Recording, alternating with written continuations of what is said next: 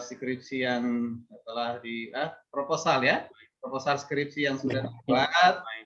Perkenalkan diri, prodi apa, lalu judul skripsinya, metodenya, baru nanti kita masuk pertanyaan. Silakan. Terima kasih atas kesempatan yang diberikan bagi saya sebagai penulis. Kenalkan, nama saya Ripago Purba, saya jurusan Teologi Kepembetaan, dan judul skripsi yang saya bawakan adalah Tinjauan Teologis tentang Hidup Jemaat Mula-Mula dalam Kisah Para Rasul 2 ayat 41 sampai 47 dan aplikasinya terhadap orang-orang percaya di masa kini. Baik, untuk latar belakangnya sendiri itu bermula dari melihat keadaan kejadian saat ini di mana penyakit COVID semakin meluas dan akses dari kegiatan secara global juga dibatasi oleh pemerintah. Dalam hal ini banyak orang yang mengalami dampak baik secara ekonomi, sosial maupun yang lainnya. Jadi atas keadaan ini banyak dampak yang ditimbulkan. Yang pertama terjadinya kekurangan adanya PHK atau kehilangan pekerjaan, di mana Menteri Tenaga Kerja di bulan November 2020 kemarin yang sudah berlalu menyatakan bahwasanya ada 9,7 juta orang yang saat ini mengalami pengangguran. Berangkat dari situ, kita sebagai orang yang percaya sudah sepatutnya melakukan kasih seperti apa yang dinyatakan oleh Tuhan. Jadi seorang percaya harus memiliki jiwa empati terhadap semua orang yang sedang membutuhkan pertolongan, terutama saudara seiman. Sedangkan kemampuan dan apa yang dimiliki dalam hal ini, penulis mencoba meneliti, menemukan solusi atas masalah yang terjadi di tengah kehidupan manusia. Berangkat dari sini juga,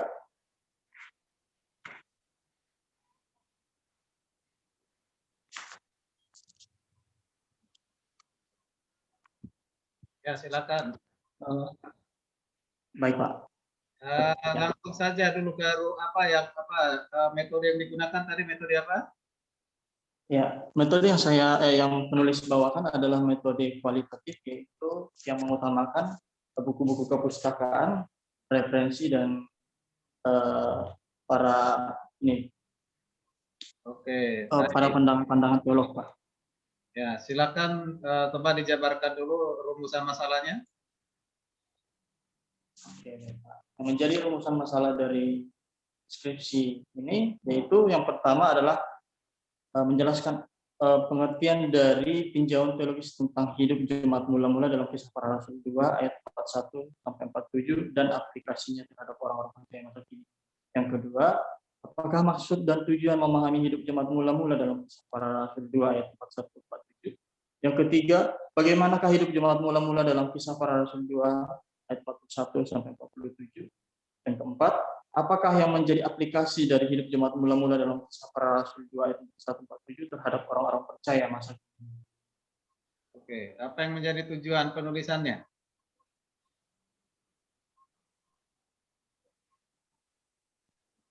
Yang menjadi tujuan penulisan dalam skripsi ini adalah untuk menjelaskan pengertian tinjauan teologis terhadap hidup jemaat mula-mula dalam Kisah Para Rasul 2 ayat 4147 dan aplikasinya terhadap orang percaya masa kini.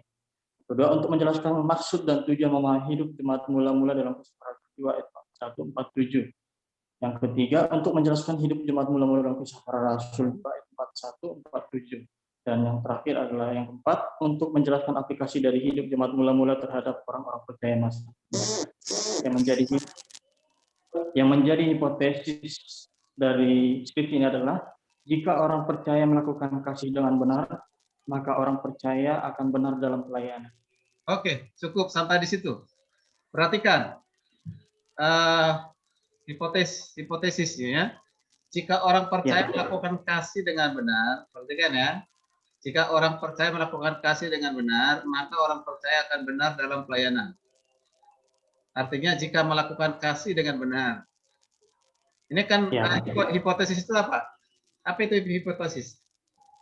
Kesimpulan sementara, Pak. Oke. Jadi kesimpulan sementaramu adalah itu adalah jika orang percaya melakukan kasih dengan benar, maka orang percaya akan benar dalam pelayanan.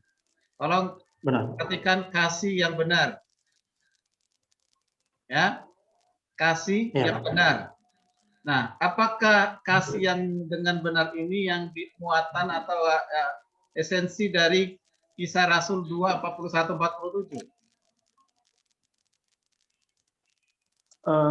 Iya Pak, tapi berangkat sebelum dari situ, hipotesis ini sudah masih beberapa hari diganti karena oleh permintaan dari dosen pembimbing satu penulis. Sebelumnya memang bukan ini, Pak. Maaf. Harusnya apa? Karena tidak ada bicara tentang kasih di situ, tetapi adalah nanti kamu jelasin isinya tentu kan itu ya.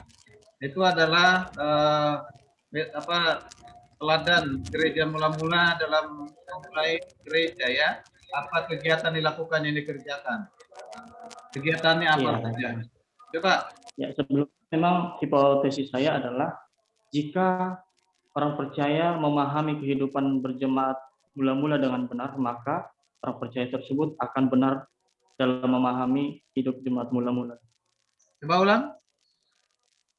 Jika Jika orang percaya dapat memahami kehidupan jemaat, maka orang percaya tersebut akan memahami pengertian yang benar terhadap jemaat mula-mula. jadi kasih dengan benar itu diganti dengan Jika orang percaya melakukan kasih dengan benar, maka orang percaya akan benar dalam pelayanan ini karena perbuatan di mana ya ini prinsip ini ya? Itu memang ada penekanannya sih Pak di dalam ayat 44 sama 45 dikatakan dan semua orang yang telah menjadi percaya tetap bersatu dan segala kepunyaan mereka adalah kepunyaan bersama dan selalu ada dari mereka yang menjual harta miliknya lalu membagi-bagikannya kepada semua orang sesuai dengan keperluan masing-masing. Oke. Itu Pak isinya. Kalau kamu buat jadi satu prinsip atau rumusan atau apa yang kegiatan dilakukan oleh gereja mula-mula sesuai dengan Kisah Rasul 21-47 bisa nggak diringkas itu? Kamu ringkas misalnya, itu menunjukkan di situ ada tujuan, di situ ada hidup mereka, ya. Ya kan untuk menjelaskan hidup jemaat mula-mula dalam Kisah Rasul hidupnya seperti apa ya, yang ada di gereja mula-mula itu yang kamu perhatikan hidup seperti apa sesuai dengan ayat itu. Ya Pak, memang untuk apa saya rasa memang untuk ayat Alkitabnya memang banyak yang lebih mengena terhadap ini topiknya natsnya yang adalah kasih ya. Jadi memang penekanannya hanya di dalam 44 45 namun berangkat dari situ tetap ada keterkaitan antara ayat yang lain terhadap ayat 45 sama 44 ini Pak. Ya karena memang berangkat dari berawal dari pemahaman firman yang disampaikan oleh rasul-rasul, yang kedua bersekutu, berdoa, dan selanjutnya mereka menganggap seseorang pelayan itu adalah saudara sendiri dan mereka melihat dengan keadaan-keadaan mereka yang percaya ada yang sedang membutuhkan mereka berbagi seperti itu. Jadi untuk kasih yang benar tadi kasih di sana kata kasih yang benar itu yang mana ungkapan yang mana di situ ungkapan yang mana ungkapan atau ucapan perkataan yang mana? Ya, di saat pengucapan kata semua orang yang telah menjadi percaya tetap bersatu dan segala kepunyaan mereka adalah kepunyaan bersama. Karena di sini ada butuh memang pengkajian Pak dan yang kedua juga di ayat yang berikutnya dan selalu ada dari mereka yang menjual harta miliknya lalu membagi-bagikannya kepada semua orang sesuai dengan keperluan masing-masing. Memang kalau dianalisa dalam ayat ini memang ada penekanan bahwasanya seseorang membagi orang yang berlebih itu terhadap yang berkekurangan itu bukan berarti dia menjual dari harta semua miliknya dan diserahkan kepada orang lain. Dia tetap memiliki secara harta materi. Hal itu dilakukan mereka asal dengan syarat, dengan alasan karena ada beberapa jemaat yang sedang membutuhkan pertolongan atau bantuan secara materi. Oke, jadi praktek kasihnya itu dengan tadi ya menolong sesama ya, Ya, ada iya Pak, kepeduliannya diakon sesama ya Pak. jemaat ya, sesama jemaat. Oke, dan jangan lupa perhatikan itu kata mereka disukai oleh semua orang gitu. Karena di situ kata disukai ya kan? Kata Iya, disukai disukai, semua orang. kata disukai semua orang itu penting. Penekanan penting mengapa? Mereka disukai. Tentu ada sesuatu yang mereka kerjakan dan sesuatu yang mereka lakukan, kan? Nah, itu Iya dalam Pak. kasih. Ya, Nah, hanya perlu saya sampaikan kepada Ripago, ya kasih itu ada proses dari awal yang mereka terima, mulai dari perkataan dari siapa itu? Rasul Petrus ya. Ya, Rasul Petrus. Dimulai dari ayat 41 itu kan? 41. Tadi kamu sudah sebut itu di sana ada, tapi tadi nggak disinggung. Di sana ada pengajaran, pengajaran Rasul, ya kan? Ya, benar Pak. diajarkan firman.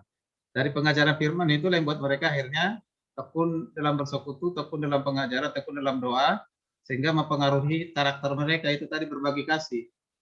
Ya, itu saya Benar Pak. lihat keseluruhan proposal ini isinya. Saya berharap itu nanti ada di sana.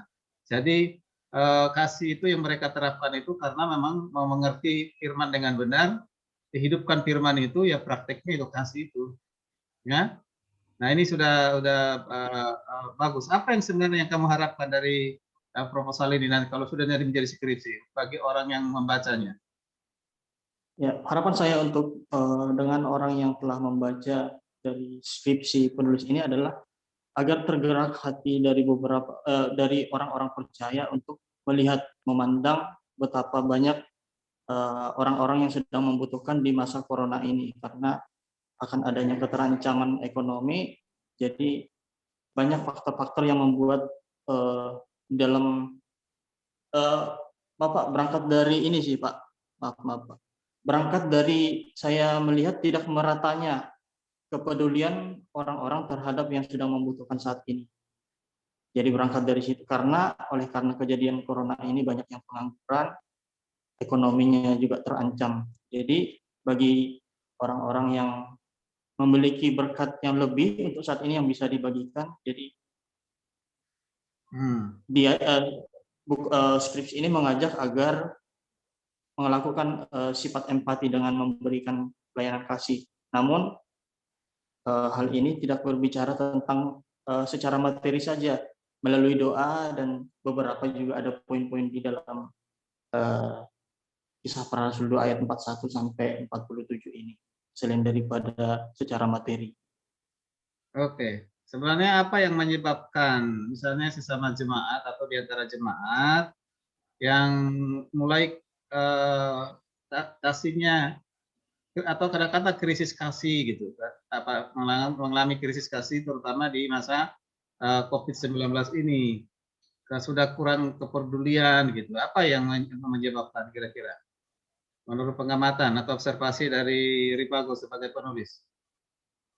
Baik Pak, yang pertama itu karena memang ada sifat egois, tapi berangkat dari situ mungkin karena kekhawatiran akan kehidupan mereka untuk kebutuhan di masa depannya. Yang kedua, kurangnya atau gairah semangat untuk belajar firman Tuhan atau beribadah. Jadi karena firman Tuhan mengatakan ya, kasih sesama manusia atau Allah sendiri adalah kasih. Jika tidak mempraktikkan kasih sendiri, berarti kasihnya dia adalah dingin. Penyebab kasih sendiri dingin ya karena kurangnya persekutuan di dalam Tuhan, baik secara penyembahan maupun belajar firman Tuhan, seperti itu.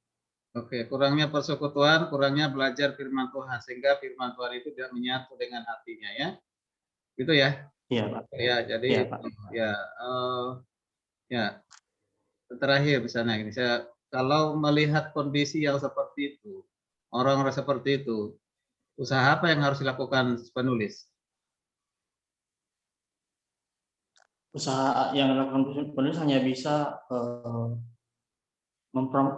memproklamirkan saja sih Pak, bahwasanya kepada mereka yang sedang memiliki berkat yang lebih dapat disalurkan atau turut berpartisipasi dalam empati terhadap mereka yang sedang membutuhkan kekurangan, membutuhkan bantuan gitu Pak.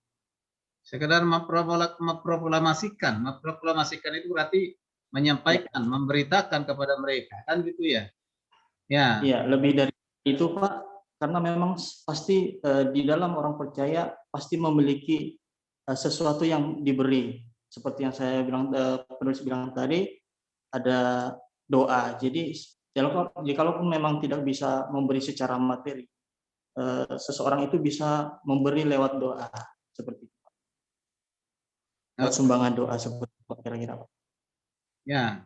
Sebenarnya kalau ada seseorang sudah memiliki Yesus di dalam hatinya, tentunya kasih Yesus pun ada dalam hatinya juga kan?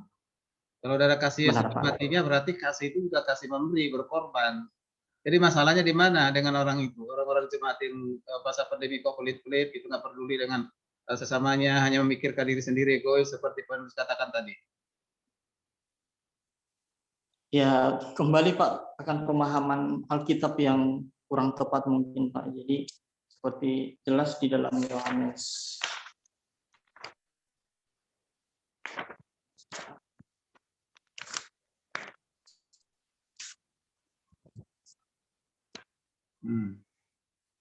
Yohanes 13 ayat 34 35 dikatakan, Aku memberikan perintah baru kepadamu, yaitu supaya kamu saling mengasihi sama seperti aku telah mengasihi kamu. Demikian pula kamu harus saling mengasihi. Dengan demikian semua akan tahu bahwa kamu adalah muridku, yaitu jikalau kamu saling mengasihi. Jadi ayat ini merupakan perintah dorongan agar kepada orang percaya untuk melakukan pelayanan kasih, di mana Yesus menuntut orang percaya untuk saling mengasihi seperti kasih yang dilakukan Tuhan Yesus sendiri, yang rela berkorban untuk semua orang. Kita juga sebagai umat percaya digerakkan untuk melakukan teladan yang dinyatakan oleh Yesus sendiri. Oke, Ripago sebagai penulis tentunya tidak hanya bisa berteori kan gitu ya, betul ya?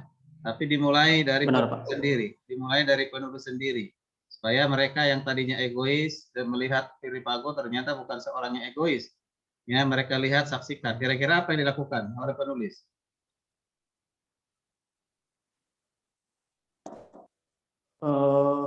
Kembali Pak seperti jawaban saya yang tadi, bahwasannya melakukan gerakan ya, maksudnya kepada mereka yang dapat membantu, ya setidaknya membantu lewat doa untuk menggerakkan hati mereka peduli terhadap orang-orang yang sedang membutuhkan pertolongan saat ini, Pak. Oke, ya, ada satu gerakan, itu bentuk kepedulian, ada gerakan, ada doa gitu ya. Oke, baik. Terima kasih, Pak Go. Terima kasih, semangat terus. Silakan kepada dosen pemuji 2, Pak David Selain, silakan. Pak David. Oke, baik. Selamat siang, Ripago. Selamat siang, Pak. Ya, puji Tuhan, memang udah kita melihat bagus ininya, skripsinya. Cuman ada koreksinya di bab 3 ya. Ada bahasa aslinya, tapi seharusnya harus buatlah cara membacanya. Jangan hanya bahasa aslinya aja ya. Nggak semua orang bisa langsung baca bahasa aslinya tanpa ada pengucapannya ya. Oke, udah cukup bagus. Nah, yang mau saya koreksi di sini adalah itu Kisah pasal 2 ayat 41 sampai dengan 47 hampir sama dengan sini buat konteks dekat, tapi kok nggak dibahas Kisah pasal 4 ayat 32 sampai dengan 37. Aduh, hampir sama. Di sini dibuat konteks dekat. Kenapa nggak diambil ini? Paling lebih dekat, lebih hampir sama gitu. Benar Pak, konteks dekat yang hanya sebatas dari ayat 11 sampai dengan 26.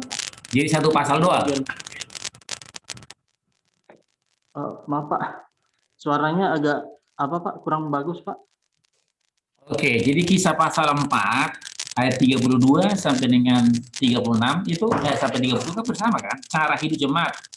Di sini pasal 2, cara hidup jemaat yang pertama. Pasal yang keempat, ayat 32 sampai dengan 37, cara hidup jemaat. Jadi itu kan harus dibahas juga, walaupun sekilas dalam konteks dekatnya. Baik Pak, Ya. ya. Saya akan Sehingga buat Pak jemaat di boleh mengerti. Artinya apa? Kalau misalnya dihubungkan pasal 2 ke pasal 4, di situ ada peningkatan. Di pasal 4 itu sudah ada peningkatan. Mereka sudah mulai action, mereka mau menjual harta mereka. Salah satu yang ikut-ikutan Ananias Sapira, walaupun Ananias Sapira itu berbohong. Ada peningkatan. Cara hidup jemaat mereka sudah ada yang menjual harta mereka. Buktinya pasal 5 Ananias Sapira menjual, walaupun mereka membohongi Roh Kudus, ya kan? Kenapa tidak disinggung ini? Padahal lain perikopnya sama. Itu yang pertama, ya, yang terus kedua. Nah, coba dulu apa dulu di sini kan banyak orang yang salah, maka ketakutan lah. Ketakutan ini sebenarnya kan bukan berarti takut ini ya, kagum ya, lebih ya. Coba 43. Coba 43. Kisah 2 43. demikian firman Tuhan. Maka ketakutanlah mereka semua, sedang rasul-rasul itu mengadakan banyak mujizat dan tanda. Nah, ketakutan dalam bahasa Yunani apa? Maaf, Pak. Saya kayaknya belum ini Pak, belum eksegesis Pak secara dalam bahasa asli Pak. Nah, ketakutan itu dalam bahasa Indonesia sebenarnya sehari-hari kalau memang diterjemahkan kagum. saya tidak cantumkan. Iya Pak. Maka kagum, hormatlah mereka. Oleh karena mujizat ini perlu dibuat sehingga buat ketakutan seperti milah setan, buat ketakutan seperti mereka menjauhi mereka, justru semakin mendekat. Buktinya justru banyak jiwa-jiwa diselamatkan. Nah, itu perlu diperdalam lagi ketakutan itu dengan kagum, hormat. Dengan cara bagaimana? Dengan mereka datang kepada Tuhan, dengan mereka mau dibaptis, bertambah murid Kristus. Nanti di bab 4 seharusnya dikembangkan, katakan aplikasinya kepada orang percaya masa kini kan. Seharusnya kalau kita cara hidup jemaat itu harus orang kagum kepada kita. Tujuannya apa? Agar mereka boleh datang, sebab Kristus, suratan Kristus bisa dibaca dari kehidupan kita. Nah, koreksi lagi, seharusnya harus ada poin-poin cara hidup jemaat mula-mula yang pertama, ya kan? Cara hidup jemaat yang pertama, ya poin pertama begini, poin pertama apa? Menerima perkataan itu, memberi diri baptis, dan terus satu pengajaran Rasul 1, 2, 3, 4. Apakah nanti bab 4 itu apa? Kira-kira di bab 4 apa tuh? Atau di bab 3 dibuat? Di kesimpulan sepertinya ada Pak ringkasan dari nats itu Pak. Gimana yang tuh? Pertama saya buat di bab 3 adalah belum ada tuh. Harus ada poin-poinnya. Di halaman 52 Pak. Halaman yang dulu ada poin-poinnya. Iya Pak. Yang pertama menekankan terhadap firman Tuhan, di mana mereka bertekun dalam pengajaran rasul-rasul. Jemaat mula-mula menempatkan firman Tuhan atau pengajaran rasul-rasul sebagai fondasi dari kehidupan mereka berjemaat. Yang kedua, adanya persekutuan, di mana jemaat mula-mula berkumpul, bersatu, saling menolong, dan makan bersama. Mereka melakukan semua ini dengan gembira, tulus hati, dan sambil memuji Allah. Yang ketiga, sudah ada ya. Pertemuan dengan memecah-mecahkan roti. Yang keempat, bertekun dalam doa. Dan apa yang dilakukan jemaat mula-mula menghasilkan dampak. Mereka disukai semua orang dan gereja bertumbuh secara kuantitas. Oke. Udah oke kalau begitu. Jadi sehingga kita menjadi bercermin, belajar kepada jemaat mula-mula. Tapi yang saran saya dilanjutkan lagi ke Kisah pasal 4, karena judulnya lain mengatakan sama. Ayat 32 sampai dengan 37. Cara hidup jemaat. Ini kan bisa dipisahkan. Kalau kita khotbah misalnya pasal 2 ini, kita harus bilang di Kisah pasal 4 juga sudah disinggung dengan cara yang sama. Justru di sini akan bertambah. Persekutuan mereka semakin erat. Kasih mereka semakin dilihat. korban mereka semakin ya gitu. Jadi di apa ini pun sebaiknya di skripsi ini disinggung ya. Baik, Pak. Baik. Oke, sekian udah cukup bagus, Pak Agung. Terima kasih. Irman, silakan.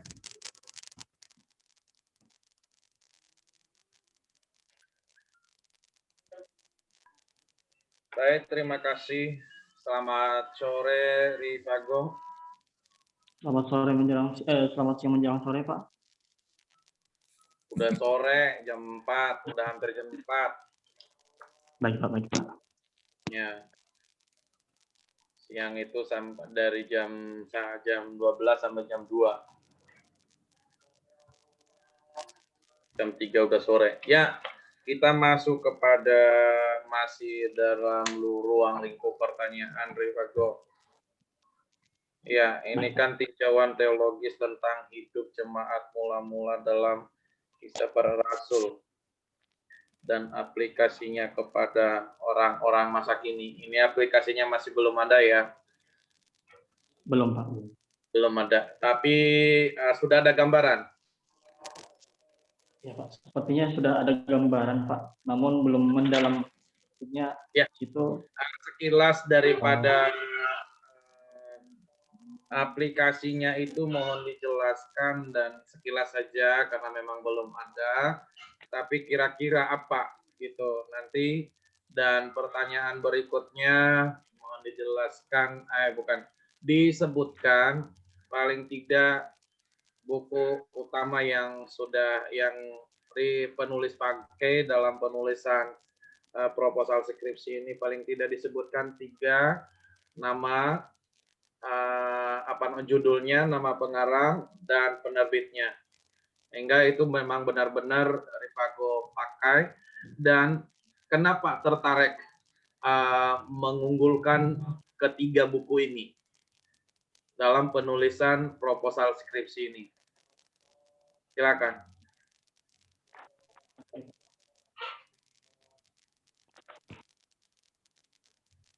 Yang pertama, buku utama yang saya gunakan sebenarnya bukan buku utama sih, Pak, tapi buku yang sangat-sangat menunjang skripsi saya ini. Yang pertama adalah karangan dari Yosef Purnama Widiatmajo yang berjudul Yesus dan Wong Cilik, Pak. Ini penerbitnya adalah BPK Gunung Mulia. Jadi di sini isinya ada praktis diakonia secara ini, Pak, masa kini. Jadi di situ terdapat penjelasan bahwasannya pandangan kehidupan orang-orang saat ini di mana masih banyak orang mengalami kemiskinan seperti itu, Pak. Jadi di sini di dalam buku tersebut dijelaskan praktik dari untuk melakukan pelayanan terhadap orang-orang yang kurang mampu seperti itu, Pak. Ya, berikutnya yang berikutnya ada Jerry Renner, itu penulisnya, yang judul bukunya Jemaat yang Diakonial. Jadi di sini ada tambahan judul Perspektif Baru dalam Pelayanan Kasih. Jadi buku ini menunjang saya untuk dapat mengerti apa makna dari diakonil sendiri. Namun memang buku ini sebatas dalam pelayanan gereja. Jadi maksud dalam diakonial dalam buku ini adalah pelayanan lingkup gereja atau diakonia, pelayanan diakonial dalam lingkup gereja, bukan lingkup nasional seperti seluruh umat manusia. Seperti itu. Yang ketiga itu tafsiran Alkitab, Pak. Jadi memang secara pribadi saya takut untuk menyatakan sesuatu hal yang menyimpang dari kebenaran. Jadi saya menganggap tafsiran Alkitab masa kini 3 yang dalam Matius sampai Wahyu yang dibuat oleh Yayasan Bina Kasih menjadi buku panduan utama saya dalam menyelesaikan skripsi ini. Baik.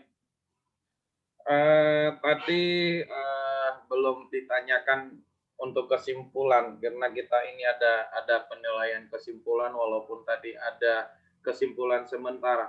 Dari keseluruhan daripada apa yang Ripago harapkan daripada proposal ini, apa yang suatu harapannya nanti, menyimpulkan sesuatu apa yang menunjang daripada judul skripsi ini.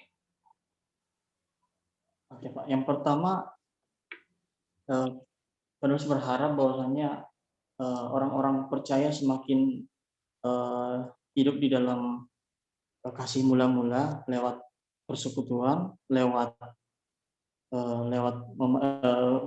pembacaan firman, doa dan sebagainya. Jikalau memang hal itu dilakukan dengan dorongan Roh Kudus sendiri akan menuntun dia dalam melakukan pelayanan kasih.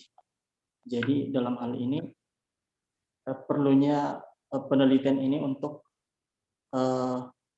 memahami makna atau secara ditinjau secara analisis dalam konteks Kisah Para Rasul 2 ayat 41-47 ini dikaji lebih dalam sehingga mengetahui makna dalam dari ayat ini, hingga memahami kejadian-kejadian di masa lalu yang merupakan teladan jemaat hingga bisa dikatakan diaplikasikan saat ini, sehingga pastinya akan mendorong seseorang itu untuk melakukan pelayanan kasih. Jadi harapannya semakin banyak orang yang tertolong dalam keadaan yang saat terpuruk saat ini, Pak. Baik, kita masuk kepada pengarahan daripada penulisan karya ilmiah yang dituliskan oleh penulis. Coba diperhatikan. Ya, ini udah pas 1,5 nih ya. Ini 1,5 kan? Iya Pak, 1,5 sepertinya ya Pak. Iya Pak, 1,5 Pak. Ya, terus judul ikan itu kan nanti jadi skripsi. Jadi dari judul itu ke tulisan skripsi nantinya itu masuk 3 spasi. Oh, oke Pak. Nah, dia turun lagi 3 spasi, lalu turun 3 spasi dari skripsi itu turun 3 spasi lagi, baru ada ini ya diserahkan ya.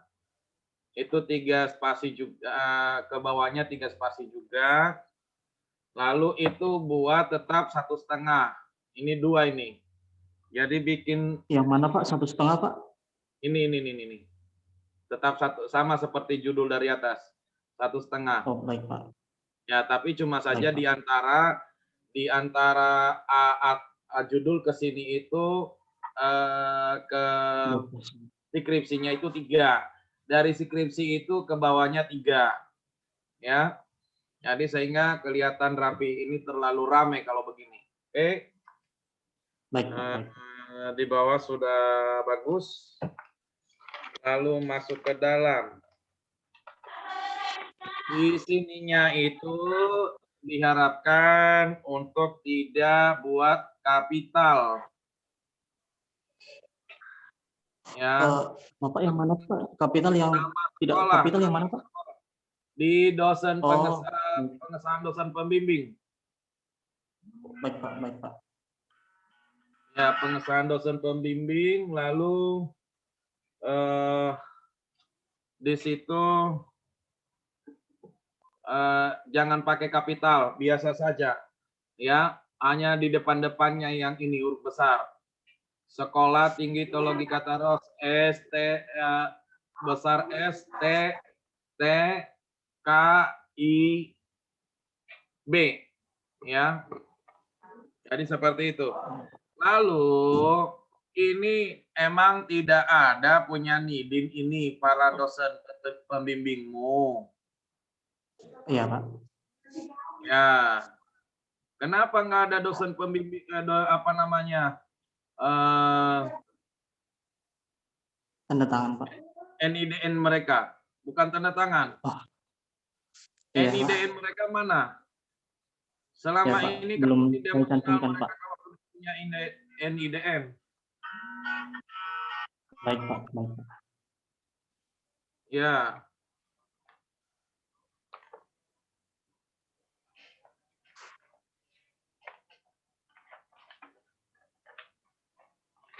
Terus coba diperhatikan halaman-halaman berikutnya.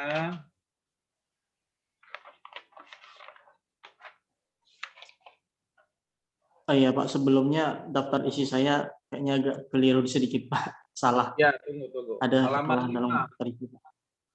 Halaman Halaman 5. 3, Bu? Halaman 5. Baik Pak, sudah Pak. Ini kan 4, jauh sekali. Bikin 3 spasi. Naik lagi. Naik 1 lagi. Oh iya, baik Pak, baik Pak. Ini jauh sekali. Bikin 3. Jadi naik ini B ini naik 1 jadi 3. Oh, Pak, maaf Pak, agak diangkat sedikit Pak, karena mungkin layar saya kepotong sama ini. Baik Pak, oke Pak, baik. Oke. Baik Pak. Ya, Pak. Nanti kalau kurang ngerti datang di perpustakaan. Baik Pak, baik Pak. Terus halaman ini bukan di sini. Lupa tadi. Halaman berapa itu Pak? Di bawah Oh iya, tengah, iya. Benar bawah tengah. Pak. Benar Pak, salah Pak, saya Pak. Ya. Hanya di Ya. bab, setiap bab itu di situ ada halaman di bawah tengah. Jadi halaman Iya, Pak. berikutnya di pojok kanan atas. Iya Pak. Yes. Baik Pak.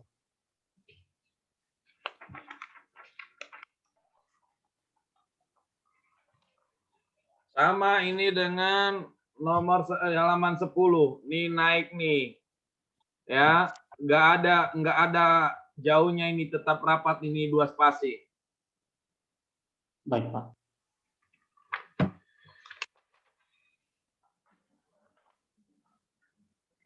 Setiap yang di bold itu atau yang ditebalkan atau yang dihitamin itu adalah hanya subjudul. Lalu pecahannya contohnya 1A kecil itu tidak di bold, tidak dihitamkan. Hanya subjudul. Baik Pak.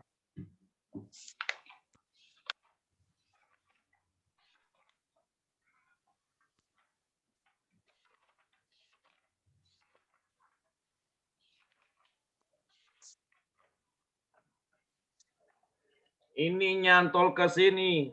Halaman 20.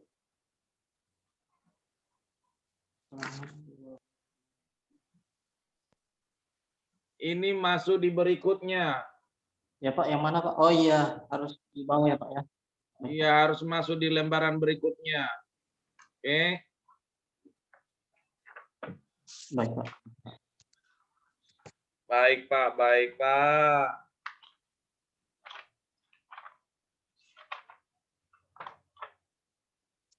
Ya, tadi sama aja, yang tadi saya bilang ya. Sama, dari semua yang saya sampaikan itu sama. Yang lagi, yang belum pas, itu adalah daftar pustaka.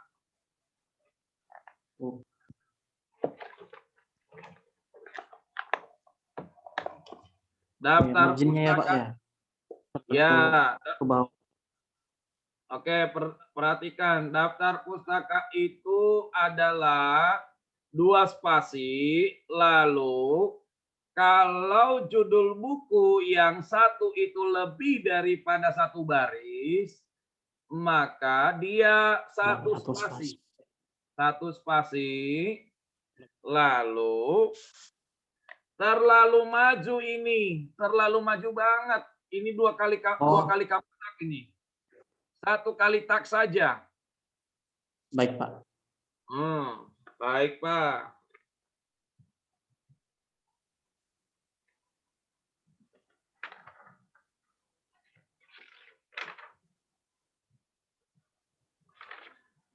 Jadi itu saja untuk Ripago, nanti diupayakan, diperbaiki kembali, sehingga nanti pada saat ujian skripsi, tidak membuat dosen mengulang kembali seperti apa yang sudah dijelaskan. Ya, baik, Pak. Diharapkan hal itu untuk bisa dikerjakan semaksimal mungkin. Berikanlah yang terbaik. Ya. Jadi itu Baik. saja. Terima kasih. Selamat sore. Tuhan Yesus memberkati. Terima kasih banyak Pak, Baik. dosen penguji 1, 2, dan 3. Terima kasih. Mana Pak Saidi ini? Belum saya foto tadi. Ya, tunggu. Saya langsung. Baik, Selain ngirim nilai. kalau diserahkan terakhir kepada penguji 1 ya, supaya untuk menutup. Jangan langsung, tolong ya. Baik, jangan langsung ini ya, silakan. Kalau masih ada yang mau bertanya, ada nggak? Sama bertanya. Kalau tidak ada, supaya kita akhiri. Sudah cukup, Pak Ketua, cukup. Baik.